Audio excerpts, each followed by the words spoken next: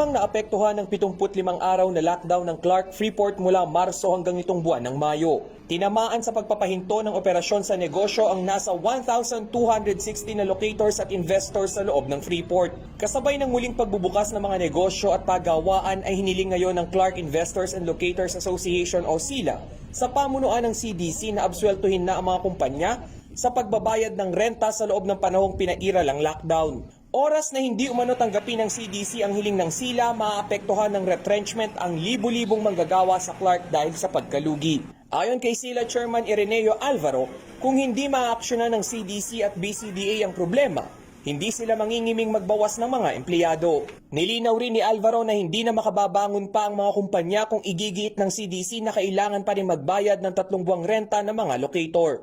Kahit pangaraw ang nirekomendang 12 buwan na huhulugan ng renta, hindi kakayanin ng mga negosyo. Mahigit 300 milyong pisong rental collection ang inaasahan ng CDC mula sa 3 buwan na lockdown. Ayon kay Noel Tulabut, Media Affairs Manager ng CDC, pag-aaralan ng CDC at Bases Conversion and Development Authority o BCDA ang posibilidad at maaaring maging batayan ng kahilingan.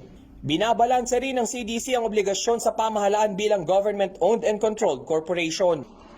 In the long run, doon sa ating remittance sa national government, dahil nga po kailangan ng pondo, ng pamahalang nasyonal na pantusto sa iba't ibang gastusin pa. Hindi lang po sa nakakalipas na buwan dahil sinasabi ng mga eksperto, magtatagal pa po itong problema natin sa pandemic na ito. Tinuturing na economic drivers ng Gitnang Luzon ang mahigit 1,000 investors sa loob ng Clark. Ito rin ang bumubuhay sa mga industriya ng information technology, telecommunications, aviation at hotel and resort na nakapagbigay ng 104,000 trabaho sa mamamayan ng Gitnang Luzon. Sa oras na humina ang kalakalan sa Clark, malaking dagok ang haharapin ng gobyerno upang maisulong ang inclusive growth at countryside development. Rainiel Pawid, CLTV News.